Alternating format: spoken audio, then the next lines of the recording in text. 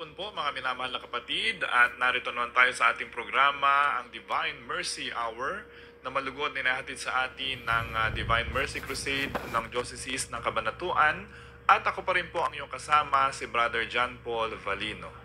At tulad po ng dati, tayo po ay magdadasal muna ng ating pong 3 o'clock prayer at ang ating pong Divine Mercy Chaplet.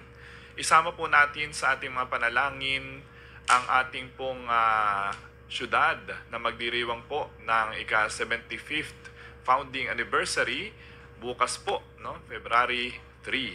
At ganun din ang ating diocese ng Cabanatuan na magkakaroon ng ika-6 na bagong obispo, si Most Reverend Prudencio Andaya Jr., CICMDD. So bukas po siya i-install sa ating katedral ng Cabanatuan, diyan po sa San Nicolas de Tolentino. Kaya ipagdasal po natin ang intensyon ng ating pong Mayora Maika, nila POJ, at ang pamilya Vergara sa ating pong Cabanatuan City at ganun din sa Diocese ng Cabanatuan, ang intensyon din ng ating bagong Bishop ng Cabanatuan na si Bishop June. Simulan po natin ang ating panalangin. In the name of the Father, the Son, the Holy Spirit, Amen.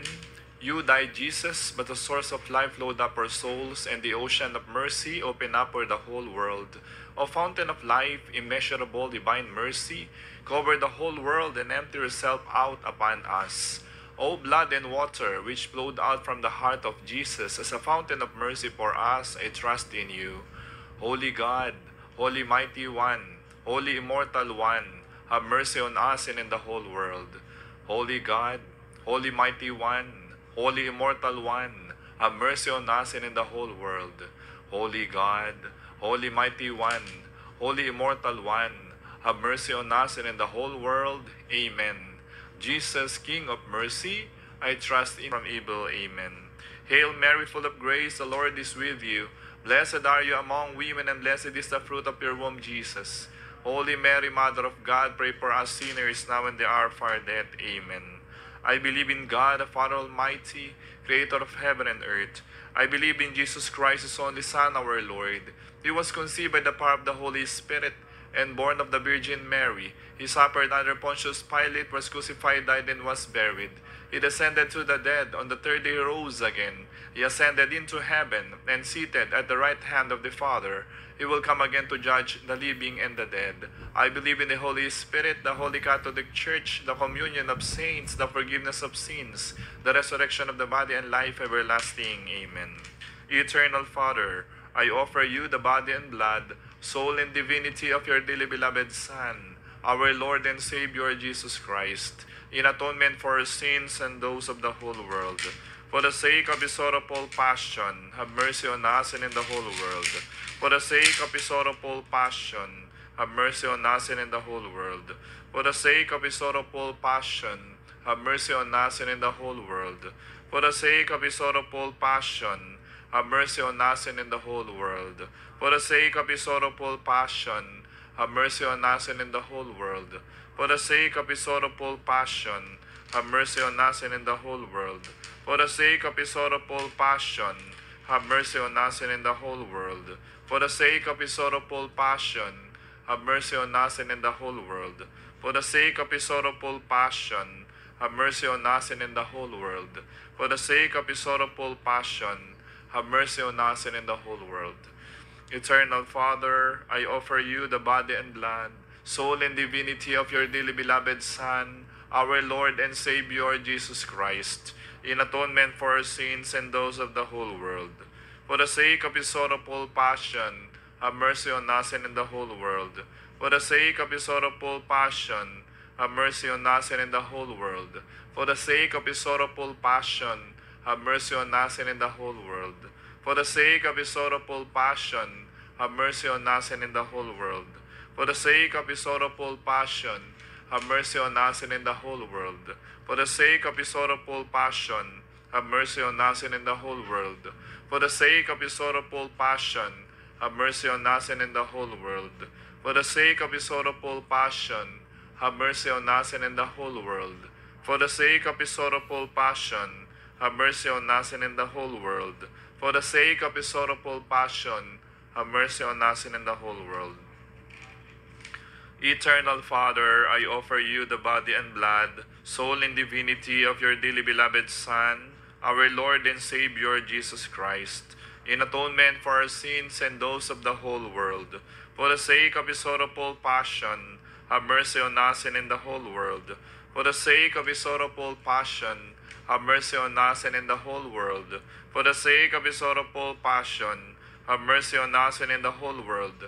For the sake of his sorrowful passion, have mercy on us and in the whole world. For the sake of his sorrowful passion, have mercy on us and in the whole world. For the sake of his sorrowful passion, have mercy on us and in the whole world. For the sake of his sorrowful passion, have mercy on us and in the whole world. For the sake of his sorrowful passion, have mercy on us and in the whole world. For the sake of his sorrowful passion, have mercy on us and in the whole world. For the sake of his sorrowful passion, have mercy on us and in the whole world. Eternal Father, I offer you the body and blood, soul and divinity of your dearly beloved Son, our Lord and Savior, Jesus Christ, in atonement for our sins and those of the whole world.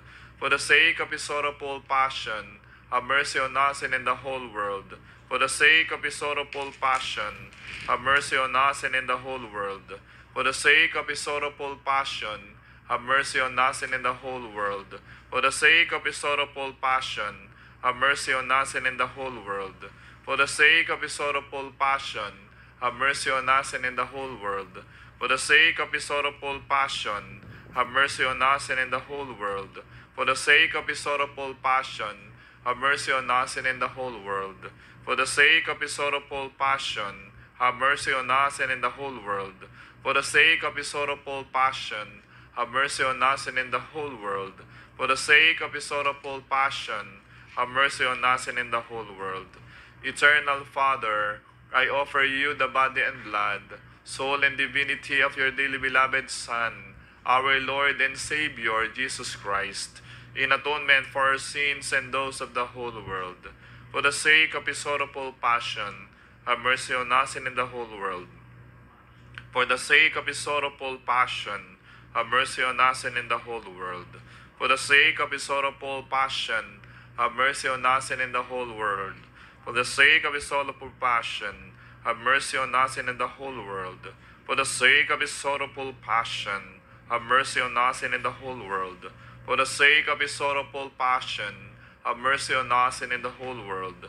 For the sake of his sorrowful passion, have mercy on us and in the whole world. For the sake of his sorrowful passion, have mercy on us and in the whole world. For the sake of his sorrowful passion, have mercy on us and in the whole world. For the sake of his sorrowful passion, have mercy on us and in the whole world. Holy God, Holy Mighty One, Holy Immortal One, have mercy on us and in the whole world. Holy God, Holy Mighty One, Holy Immortal One, have mercy on us and in the whole world. Holy God, Holy Mighty One, Holy Immortal One, have mercy on us and in the whole world. Amen. Jesus, King of mercy, I trust in you. Amen. In the name of the Father, and of the Son, and of the Holy Spirit. Amen. Muli po, isang napakagandang hapon po sa ating lahat, mga minamahal na kapatid. At narito naman po ang ating programa, ang Divine Mercy Hour, na malugod ninihatid sa atin ng Divine Mercy Crusade ng Diocese ng Cabanatuan. At ako pa rin po ang kasama, si Brother John Paul Valino. At tulad po ng dati, tayo po muna ay babati sa ating pong mga minamahal na taga-subaybay dito sa ating programa linggo-linggo. At binabati po natin sila Sister Emma Del Rosario, Sister Lita Martinez, at Sister LB Paglinawan, Sister Chu Rivera, at lahat ng mga kasapi at opisyales ng Divine Mercy Crusade of Nueva Ecija Foundation Incorporated ng Diocese of Cabanatuan. At syempre, binabati rin po natin sila Daddy Elvin, si Mami Ruby, si Nanay Maria, si Ate Weng, at lahat po ng ating mga kamag-anak ay binabati po natin. At ganoon din po ang Nueva Ecija High School, faculty, and staff. At syempre, ang ating minamahal na principal na si Ma'am Aurora Aguila. at ang Values Education Department ng NES ay binabati po natin. At ganun din po, lahat po ng ating mga mag-aaral at mga magulang. So, bukas nga po ay itatalaga na bilang ika-6 na bagong obispo ng Diocese ng Cabanatuan, si Bishop Prudencio Padilla Andaya CICM DD, ang ating pong bagong bishop. So ito po siya, no? So si Bishop Andaya po, babasahin natin yung kanya pong sino po ba si Bishop Andaya? So para po makilala po natin yung ating bagong bishop, no, ng Cabanatuan. So Pope Francis appoints Bishop Prudencio Padilla Andaya Jr., who has been serving as the Apostolic Vicar of Tabuk on April 16, 2003, as the Bishop of Cabanatuan on December 8, 2024. Bishop Prudencio Padilla Andaya Jr., CICMDD, was born on January 2, 1959 in Lubuagan, Kalinga. He was ordained a priest on December 8, 1986 by Pope John Paul II, appointed him Second Apostolic Vicar of Tabuk on April 16, 2003. He was ordained bishop on July 16, 2003. His installation took place at the same day. Currently, he serves as Vice Chairman of the Catholic Bishops' Conference of the Philippines, or CBCP, Permanent Committee on the International Eucharistic Congress, and member of the Episcopal Commission on Missions. Bishop Andaya speaks English, Tagalog, Ilocano, and French. Sa kanya naman po mga pinag-aralan na mga paaralan. So, his education, elementary, St. Teresita School, Lubuagan, Kalinga, in 1962 to 1971. High School, St. Teresita School, Lubuagan, Kalinga, 1971 to 1975. College, Maryhurst Seminary, Baguio City, 1975-1977. Yan. St. Louis University, Baguio City, 1977 to 1979. Theology, Mary Hill School of Theology, Quezon. Ayan. So, yung kanyang mga pinag-aralan, ano po? Mary Hill School Theology, Quezon City. Yung kanyang theology, 1983 to 1986. Language course, French language course in Belgium, 1980 to 1983. So, magaling palang mag-French itong pong ating bagong obispo, no? Institute of Religious Formation, St. Louis University, St. Louis, MO, USA, 1997 to 1998.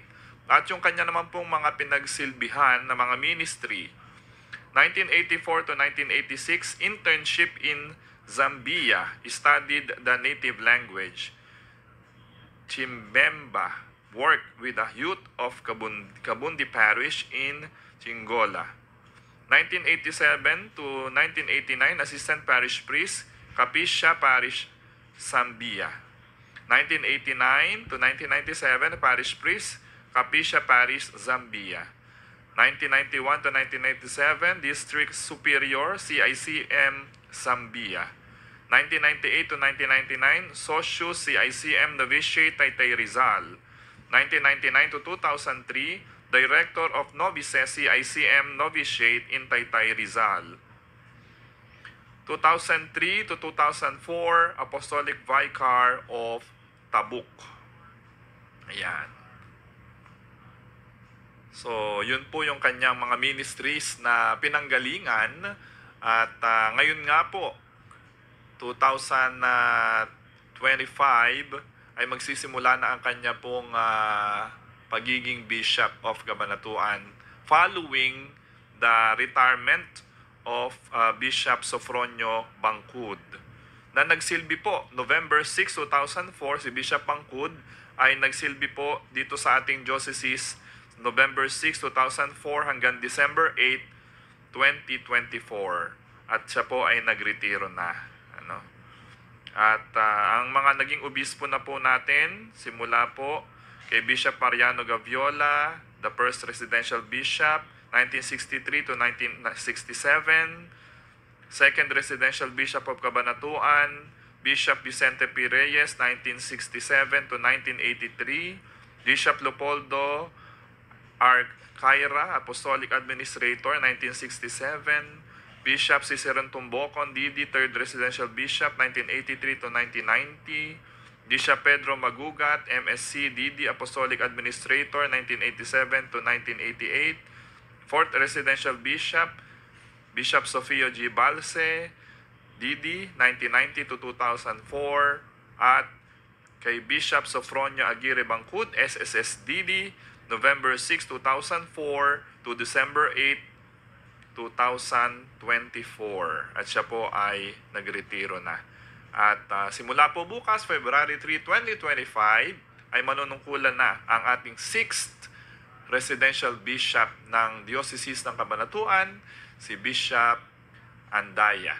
Ang kanya pong buong pangalan ay Prudencio Padilla Andaya Jr., CICM DD. Ang ating pong bagong obispo ng Diocese ng Cabanatuan. At bukas po ang canonical possession of the diocese by His Excellency Most Reverend Prudencio Padilla Andaya Jr., CICM DD, the 6th Bishop of Cabanatuan, with His Excellency Most Reverend Charles John Brown DD, Apostolic Nuncio to the Philippines as the installing prelate, and His Excellency Most Reverend Socrates B. Villegas DD, Archbishop of Lingayen, Dagupan, as the homilist. So bukas po yan, February 3, 2025, Monday at 9 o'clock in the morning at St. Nicholas of Tolentine Cathedral. Diyan po sa harap po ng ating Plaza Lucero, yung ating pong katedral. So bukas po yan ang installation, canonical possession of the diocese by Most Reverend Prudencio Padilla Andaya Jr., CICM. Kaya ipagdasal po natin si Bishop Andaya. So, makita nyo po yung mga tarpaulin na malalaki dyan ng kanya pong pagsisimula ng kanyang canonical possession ng Diocese of Cabanatuan ni Bishop June Andaya, the 6th Bishop of the Diocese of Cabanatuan. Ayan. So, ipagdasal po natin ang ating bagong obispo. Okay. So, ngayon nga minamahal na kapatid, very timely, na tayo rin ay nagdiriwang ng presentation of the Child Jesus at the Temple, o yung tinatawag po nating Candelaria ngayong araw na ito. At isama rin po natin ang intensyon ng mga kapatid natin na nabiktima ng human trafficking, ay ipagdasal din po natin sila. At ganun din ang intensyon ng mga religious men and women na nag-dedicate ng kanilang buong sarili sa Panginoon, lalo na yung mga religious priests natin and nuns. So ngayon din po ay pandaigdigang araw po ng pagdadasal o pananalangin po natin sa intensyon ng mga religious men and women, yung mga kaparian, mga madre na naglilingkod, no, sa mga charity, sa mga charitable institutions ng simbahang Katolika. So, ipagdasal po natin sila sa mga oras na ito sa ating divine mercy. Kasi po, yung pong ating mga madre, mga pari, mga religious men and women na nagbibigay din ng kanilang buong sarili sa paglilingkod sa Panginoon. Kaya mga minamahal na kapatid, atin po saanang ipanalangin po ang kanilang mga intensyon at mga kahilingan.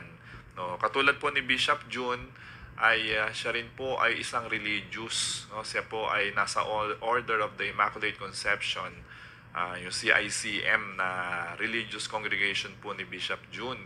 Kaya katulad po ni Bishop Bangkut, siya naman po ay nasa SSS, yung pong kanyang yung Blessed Sacrament congregation na kinabibilangan po ni Bishop Bangkut, no? So sila po, si Bishop Bangkud at si Bishop Andaya ay religious bishops, religious priest. Kaya ipagdasal din po natin yung kanilang mga kahilingan at mga intensyon sa mga oras na ito. Dahil ngayong araw nga na ito ay ipinapanalangin po natin yung mga intensyon at kahilingan ng mga tao na idinedicate na po yung kanilang buong buhay, buong sarili sa paglilingkod sa Panginoon, lalo na yung mga madre at mga pari, mga religious men and women. Yan. Sa pagdiriwang nga po natin ng kapistahan ngayon ng Presentation of the Child Jesus at the Temple o sa Tagalog ay ang paghahandog sa batang si Jesus sa templo. So, maririnig po natin mamaya yung kanya pong ebanghelyo sa ating pong mabuting balita, no? Mamaya po, pagkatapos po ng ating pong break. So, yun po yung ating pag-uusapan ngayon na napakahalaga, no? Siyempre, ang ating magiging bagong obispo, na marami pong darating na mga bishop bukas. Kanina po ay nasa katedral po ako at naikabit na po namin yung bagong coat of arm ni Bishop Andaya, no? Napakaganda po nung bagong coat of arm ni Bishop Andaya at bukas niyo po makikita po yan sa ating katedral, no? Yung coat of arm po niya. So, Caritas, yan po, makikita nyo po yung kanya pong coat of arm. Napakaganda, no? Ang kanya po ang Caritas Christi. Ayan, yung kanyang coat of arm. Urget Nos. Ayan. Caritas Christi Urget Nos. Yun yung kanyang coat of arm na makikita po natin yan bukas sa kanya pong installation, canonical possession ng ating mahal na obispo. So, pinalitan na po yan kasi syempre a day before, yung pong coat of arm ni Bishop Bangkud na Accipite et Mandukate ay inalis na po kanina doon sa katedra. Yung simbolikong pag-aalis kanina at atin pong nasaksihan po yan at tinanggal na po yun at pinalitan na ng bagong coat of arm. Siyempre, dahil si Bishop ay tapos na ang kanyang panunungkulan, si Bishop Bangkud, kaya po yung bagong coat of arm na ng bagong obispo ang nakalagay diyan sa katedra ng simbahan ng ating luklukan ng obispo. So, pinalitan na po namin kanina yon, kaya maaga po tayong nagpunta sa katedral at naidikit na po. At bukas nga i-reveal, nakadikit na po yon, nakalagay na, no? Naka-permanent ng nakapaskil o nakalagay dun sa upuan ng obispo kung saan iluluklok o uupo yung ating bagong bishop bukas. Kaya sa ngayon po, dahil naikabit na nga po namin yung coat of arm ni Bishop Andaya, ay itinago na po yung coat of arm ni Bishop Bangkud, no? Na nanungkulan ng 20 years dito sa Diocese of Cabanatuan. So, itinago na po yun at ibibigay na po yun kay Bishop Bangkud, no, bukas. At syempre, yung bagong coat of arm na nakalagay doon sa katedra, doon sa upuan ng obispo, makikita nyo po yan pag nagsimba kayo doon sa katedral, andun yung seal niya, yung official seal ng obispo, ang tawag po doon ay coat of arm, at nakalagay din po doon sa baba nun yung Latin, yung binasa ko po kanina, na kanyang insignia, yung kanya pong motto na binasa ko kanina, no? Na Christus, Caritas Christus Urget Nos, yon yung kanya pong coat of arm. So, bukas po makikita nyo po yan, i-reveal po yon bukas, tatanggalin na po namin yung pinantakip. Sa ngayon po, bawal pa pong makita yon dahil bukas pa po ang installation, bukas pa rin po makikita yung kanya pong coat of arm na nandun na sa katedra ng simbahan na upuan ng obispo, yung luklukan ng bishop na the symbolic power of the bishop, kung saan uupo si Bishop Andaya bukas. So yun po ang magiging seremonya po bukas sa ating katedral. 9 a.m. po, kaya inaanyayahan kayo na tunghayan, panoorin at ipanalangin ang ating bagong Bishop of Cabanatuan. Total holiday naman po bukas as proclaimed by our President, BBM, no? Si President Ferdinand Bongbong Marcos Jr. At in-announce na rin po ito ng ating minamahal na Mayora Maika Vergara dahil sa pagdiriwang nga natin ng 75th founding anniversary ng Cabanatuan City. Yan, araw ng Cabanatuan bukas. At mamaya nga ay ating pong mapapanood sa ating Plaza Lucero yung Binibining Cabanatuan Coronation Night 2025. So magkita-kita po tayo mamaya doon sa Plaza Lucero upang saksihan ang magagandang dilag ng Cabanatuan sa Binibining Cabanatuan Coronation Night mamaya sa Plaza Lucero. O sa ating pong pagbabalik na after the station break, tayo po ay sasabihin na natin, ipapahayag na po natin ang mabuting balita ngayong linggong ito. So stay tuned po sa ating lahat at tayo po ay magkakaroon muna ng station break. Ito po ang DWJJ sa East 84. Maring Tess, malaking problema. Nawawala yung Cellcore bill ko. Paano ko magbabayad niyan? Naku, Mare, mahalaga pa naman ang ating electric bills. Di bale, buti na lang may Cellcore paperless billing service na. Paperless? Yun ba yung ipapadala ang ating monthly electric bills via email? Tama. Balita ko, Mare, isa to sa pinakabagong serbisyo ng Cellcore. Paano mag-subscribe dyan? Madali lang, Mare. Pumunta ka lamang sa Cellcore website at i-register ang iyong account. Kapag ikaw ay registered na, maaari ka nang mag-subscribe sa Cellcore paperless billing service. Wow, Maring Tess! Ang galing! Pero baka naman mahirap maiproseso. Madali lang ang proseso, Mare. Pero kung may katanungan ka pa, maaari kang bumisita sa tanggapan ng Cellcore at siguradong tutulungan ka nila. Salamat, Mare. Uuwi na ako at magpapatulong sa anak ko. Tricycle! Kabayan, tulad ng magkumare, mag-subscribe ka na rin sa Cellcore Paperless Billing Service. Mas accessible at hindi na mawawala ang inyong monthly electric bills. Pumunta lamang sa www.cellcore.com.ph para mag-register. Isang service advisory mula sa Cabanatuan Electric Corporation, energizing progress since 1910. Eternal Father, I offer you. Muli po tayo nagbabalik sa ating programa, ang Divine Mercy Hour, na malugod na ihatid sa atin ng Divine Mercy Crusade ng Diocese ng Cabanatuan. At ako po rin po ang iyong kasama, si Brother John Paul Valino. Tayo po ay nagpapasalamat sa ating pong minamahal ng pamilya Vergara at syempre kay Mayora Maika, kay POJ at kay Ma'am Ria Vergara. At syempre kay Ginoong Chris Duldulao sa pagbibigay puwang po linggo-linggo sa ating programa. At syempre dito sa ating Cab TV at sa DWJJ. So tayo po nagpapasalamat kay Kuya Richie at kay Kuya Andrew sa kanilang pag-alala at tulong teknikal. So mga kapatid, ang mabuting balita ng Panginoon ayon kay San Lucas. Papuri sa iyo, Panginoon.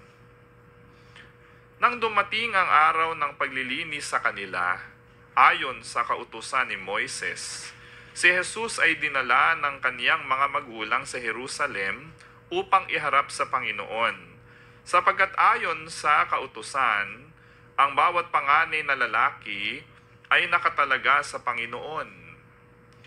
At naghandog sila ayon sa hinihingi ng kautusan ng Panginoon, mag-asawang bato-bato o dalawang inakay na kalapati. May isang tao noon sa Jerusalem, ang panganay Simeon, matapat at malapit sa Diyos, ang lalaking ito, at naghihintay sa katubusan ng Israel. Sumasa kanya ang Espiritu Santo na nagpahayag sa kaniya na hindi siya mamamatay hanggat hindi niya nakikita ang Mesiyas na ipinangako ng Panginoon. Sa patnubay ng Espiritu, pumasok siya sa templo at nang dalhin doon ng kanyang mga magulang ang sanggol na si Jesus upang gawin ang hinihingi ng kautusan, siya'y kinalong ni Simeon. Ito'y nagpuri sa Diyos na ang wika, "Kunin mo na, Panginoon, ang iyong abang alipin ayon sa iyong pangako. Yamang nakita na ng aking mga mata ang iyong tagapagligtas na inihanda mo para sa lahat ng bansa. Liwanag itong tatanglaw sa mga hentil at magbibigay karangalan sa iyong bayang Israel." Namangha ang ama't ina ng sanggol sa sinabi ni Simeon tungkol sa kaniya. Binasbasan sila ni Simeon at sinabi kay Maria, "Tandaan mo, ang batang ito'y nakatalaga sa ikapapahamak o ikaliligtas ng marami sa Israel. Isang tanda mula sa Diyos, ngunit hahamakin ng marami, kaya't mahahayag ang kanilang iniisip. Dahil diyan, ang puso mo'y para na ring tinarakan ng isang balaraw." Naroon din sa templo ang isang propetang babae na ang pangalay Ana, anak ni Fanuel na mula sa lipi ni Aser. Siya'y napakatanda na. 7 taon lamang silang nagsama ng kanyang asawa nang siya'y mabalo. At ngayon, 84 na taon na siya. Lagi siya sa templo at araw-gabi sumasamba sa Diyos sa pamamagitan ng pag-aayuno at pananalangin. Lumapit siya ng oras ding iyon at nagpasalamat sa Diyos. Nagsalita rin siya tungkol kay Jesus sa lahat ng naghihintay sa pagpapalaya ng Diyos sa Jerusalem. Nang maisagawa nila ang lahat ng bagay ayon sa kautusan, bumalik na sila sa kanilang bayan sa Nazaret, Galilea. Ang batay lumaking malakas, marunong at kalugod-lugod sa paningin ng Diyos. Mga minamahal na kapatid, ang mabuting balita ng ating Panginoon. Pinupuri ka namin, Panginoong Heso Kristo. So, napakaganda po at napakalinaw na ating pag-usapan ang kaganapan na ito sa ating pong Panginoon, no? Dahil si Jesus ay itinalaga sa templo, no? Kasi yun po ay ayon sa kautusan ni Moises na ang mga batang lalaki ay dapat na itinatalaga sa Diyos, lalo na yung panganay na lalaki. So, yun po yung unang aral po na mapupulot po natin dito, yung pagtatalaga ng sarili. Yung ating po bang mga anak, bata pa lamang, ay dinadala na po natin sa simbahan. No? Bata pa lamang, ay naihahanda na po ba sila sa sakramento ng pagbibinyag? At bata pa lamang, sila'y natuturuan na ba tungkol sa pananampalataya? So napakaganda pong pagnilayan po natin yung tagpong ito dahil si Maria at si Jose dinala si Jesus sa templo at inihandog sa Diyos. Napakaganda po nun no? Na tingnan din sa ating mga sarili yung paghahandog sa ating mga anak sa Diyos. Pagtatalaga. Hindi naman sa magiging pari o magiging madre yung mga anak natin. Kung hindi, sila po ay dapat nating isinisimba linggo-linggo. Isinasama ang ating mga anak sa simbahan. Kahit malilikot yang mga yan, dahil mga bata pa, akala natin hindi sila nakakapakinig. No? So, dapat po isinisimba po natin. Ang tanong, nasan po ba kayo, mga magulang, o mga ninong at ninang na nagdala sa bata kapag araw ng linggo? Nadadala po ba natin sa simbahan ang mga bata, yung mga anak po ninyo, sa simbahan? O kung minsan, nakakalimutan na ang araw ng linggo. Nalilimutan na ang pagsisimba. Hindi na nakakapagsimba pag araw ng linggo. O hindi naman nalilimutan, kundi sa pagiging busy natin, minsan hanap buhay pa rin natin yung araw ng linggo. Diba? Nabibigyang oras natin yung ibang mga bagay, pero ang pagsisimba ay nakakalimutan na. Kaya minamahal na kapatid, kailangan po ay nadadala natin palagi sa simbahan ang mga bata. Dahil katulad ni Jesus na dinala ng kanyang mga magulang sa templo ng Jerusalem para ihandog, no? Dapat din ganun din yung gawin po natin, yung ating mga anak. Alam nyo, marami nagpupunta sa simbahan ng Gapan, di po ba? Dahil maraming mga panalangin na sinagot doon. Kaya yung iba na matata na sa Mahal na Birhen ng Divina Pastora, marami nagpupunta pag May 1 sa Gapan, no? Dahil nga itinalaga na ng mga magulang yung kanilang mga anak. Lalo na kung nagkasakit yung kanilang anak at ipinanalangin nila doon sa Mahal na Birhen ng Divina Pastora na sabi, pagalingin nyo lamang po ang aking anak, ako po ay lagi nang magsisimba dito. Namanata na. Minsan naman sa Our Lady of Manawag sa Pangasinan, minsan naman ay sa Antipolo, minsan naman sa Baclaran, namamanata tayo. Ibinibigay natin, nagnangako tayo na ibibigay, idadalin yung ating mga anak kapag sila'y gumaling sa kanilang mga karamdaman doon sa mga simbahan kong nabanggit. No? Kaya kung minsan ganun tayo ka-faithful sa pagpunta doon sa mga simbahan na yon. Once a year ay pinupuntahan po natin or minsan buwan-buwan kung anong panata yung sinabi natin doon sa simbahan na iyon, na itatalaga natin yung ating sarili o yung ating mga intensyon, mga kahilingan sa Panginoon. Kung saan sinabi mo na ikay babalik kapag ikay halimbawa ay nakapasa sa board exam, ikaw ay gumaling sa iyong karamdaman, marami kang hiniling sa Panginoon na natupad. O kaya kay Padre Pio doon sa Batangas. No? Maraming mga himala na nangyayari sa ating buhay na kuminsan sa pagpunta natin sa templo, sa pagpunta natin sa simbahan ay nagaganap. Maraming milagro ang imposibleng nangyayari sa buhay natin kapag tayo'y tumutungo sa mga templo o sa mga simbahan na ating napagdadasalan. Kaya kuminsan, ganun din yung pagnanais natin na magpunta, tumungo sa mga simbahan na nabanggit ko. Tulad sa Gapan, tulad sa Manawag, tulad sa Antipolo, tulad sa Baclaran, at sa marami pang iba, sa Padre Pio, no? Sa ating katedral ng Kabanatuan, so, sa San Nicolas. So, yun po yung mga pilgrim churches na pinupuntahan po natin. Lalo na ngayon, Jubilee Year of Hope 2025. Dapat puntahan natin yung mga simbahan.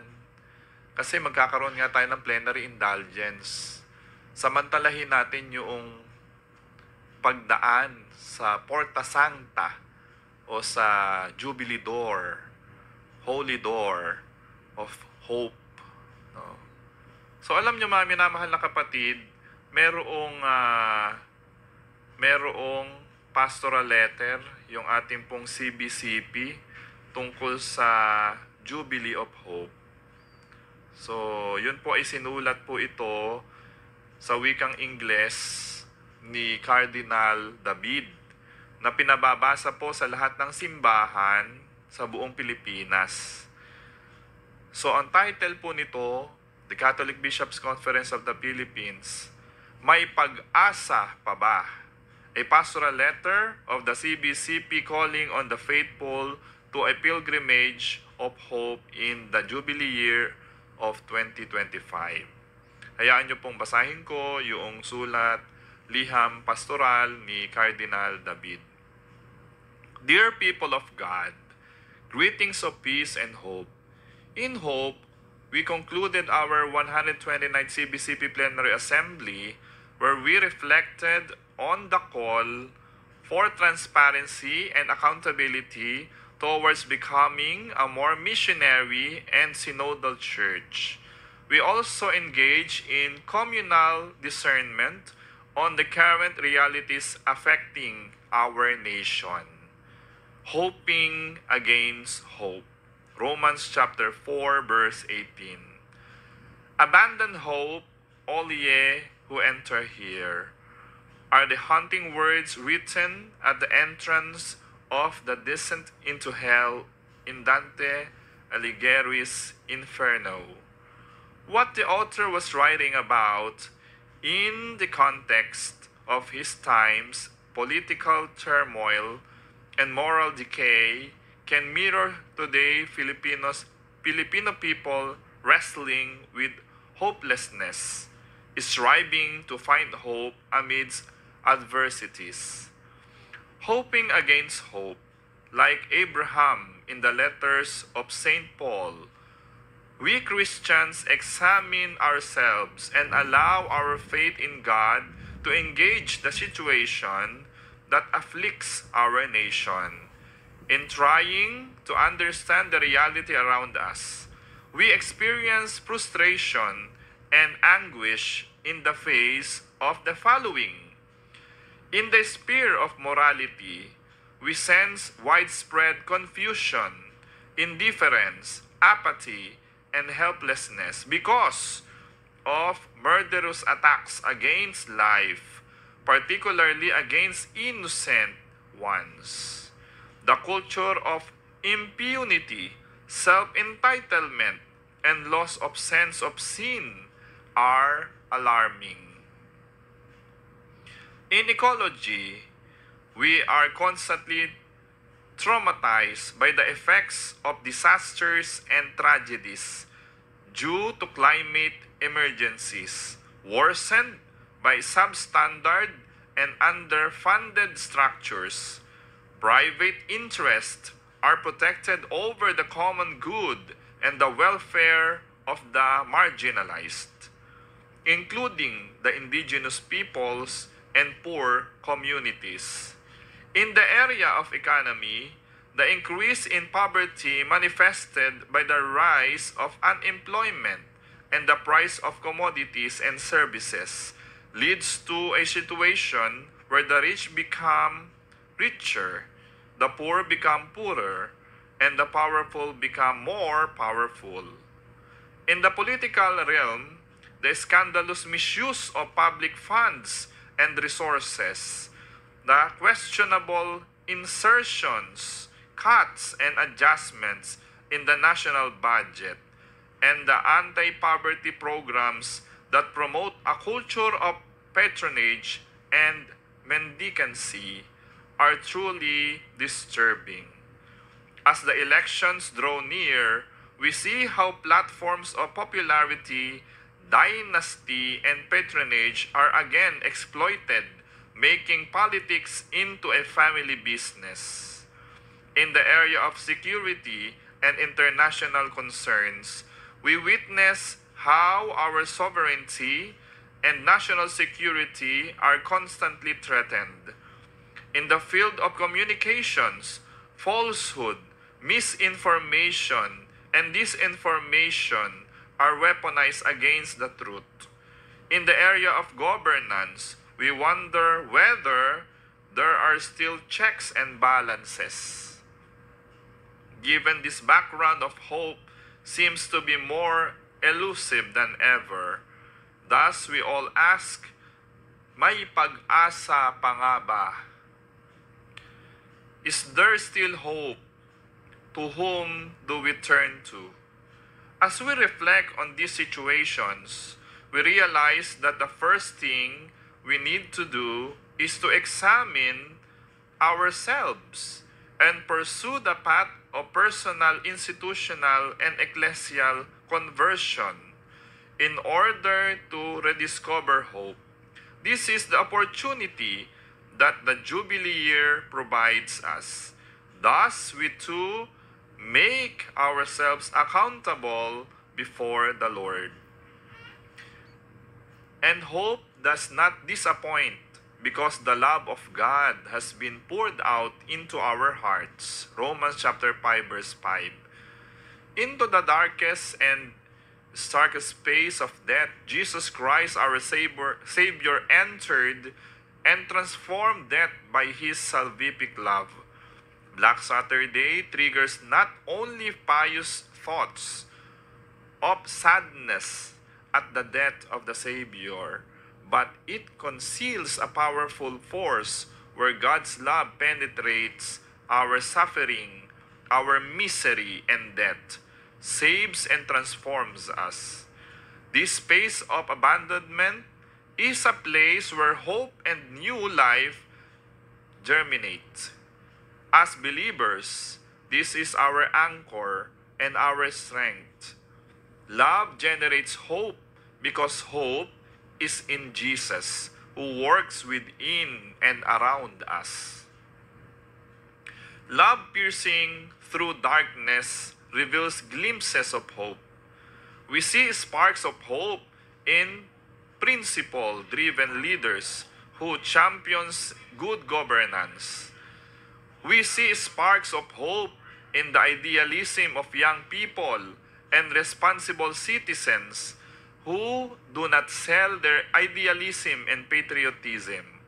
We see sparks of hope in the spontaneous collaboration among NGOs, civic and religious organizations with the government in times of disasters and calamities.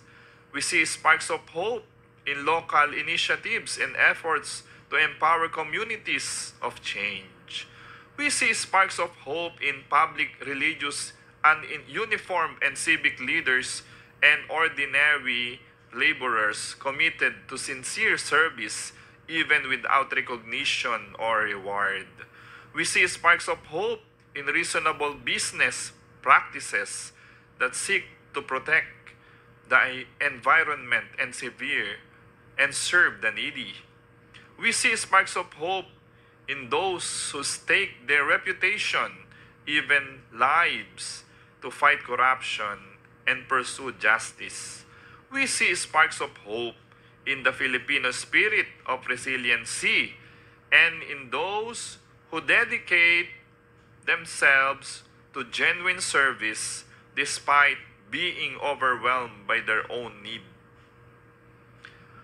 We sense a strong surge of hope above all in the feeling of uneasiness and disturbance, symptoms of an inner afflictions, prodding as the something wrong, yet at the same time urging that something must be done within, among ourselves and our institutions.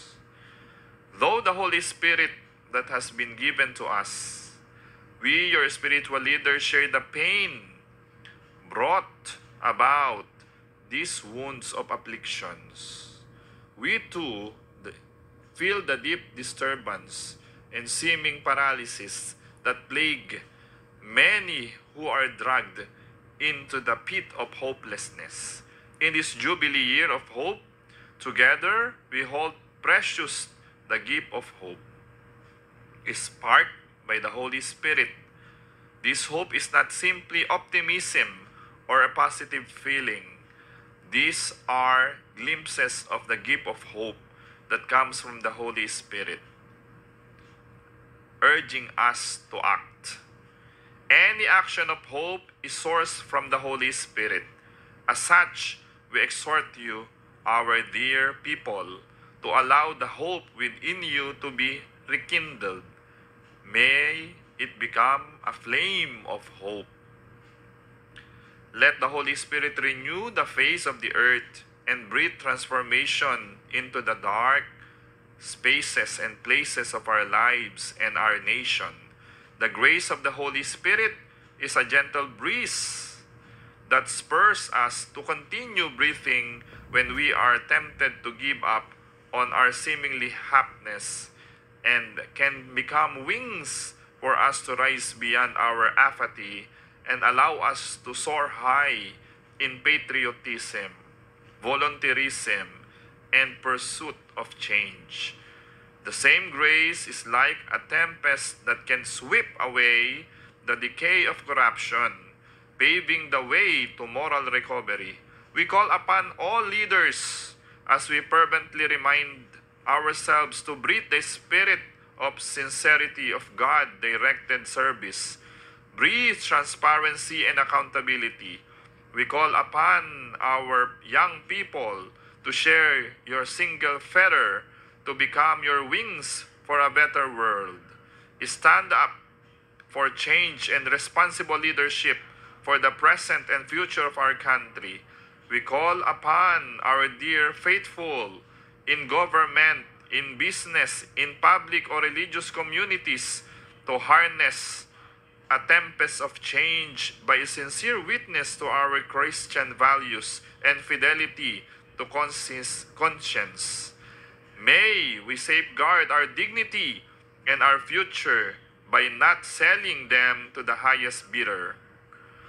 Hopelessness can lead to despair. Yet to hope is not to become overcome for fear and despair. Hopelessness can paralyze and enslaves us. Yet hope gives us encouragement and freedom. We pray for courage so that we may always freely stand up for truth and uphold the good and the rule of law as we protect democratic institutions and processes. Let us hold power to accountability. Let us continue to build on what we have accomplished. May we have the courage and perseverance to walk the path of conversation, to change for the better and relentless pursue the good of all over personal interests.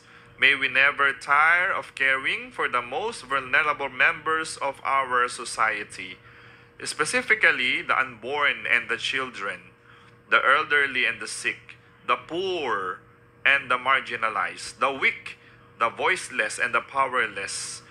May we not give up on one another, our country, for the God does not give up on us. There is hope, may pag-asa pa.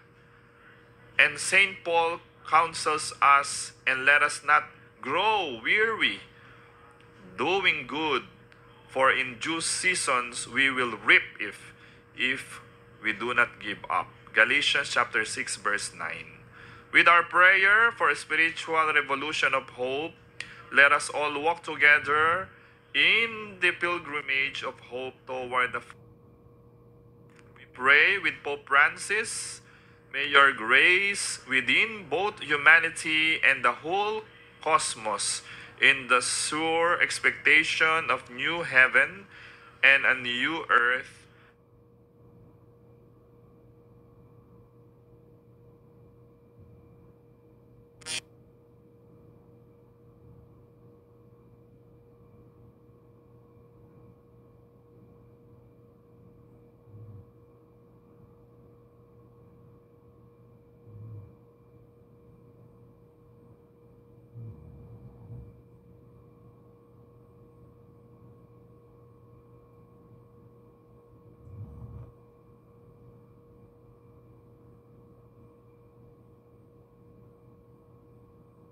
President, on the feast of the presentation of the Lord. So yan po ang liham pastoral ng ating minamahal na Cardinal David, na CBCP President, na ang title po ay May Pag-asa Pa Ba?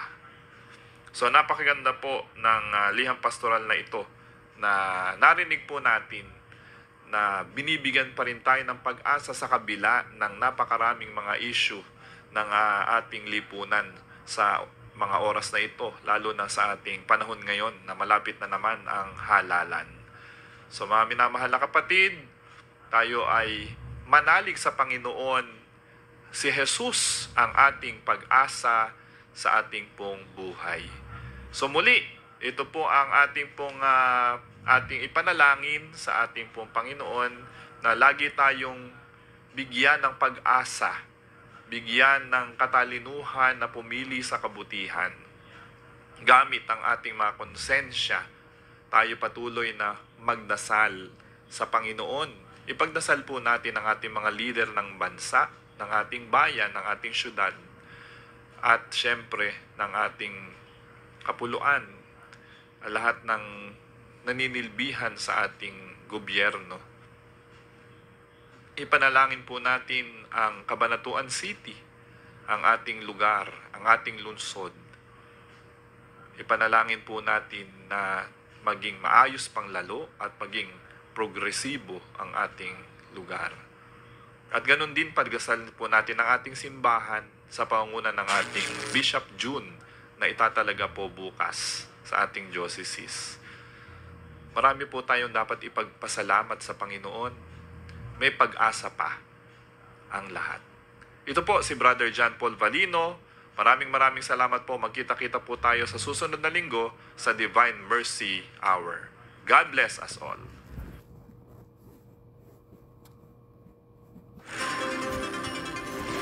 Ito po ang DW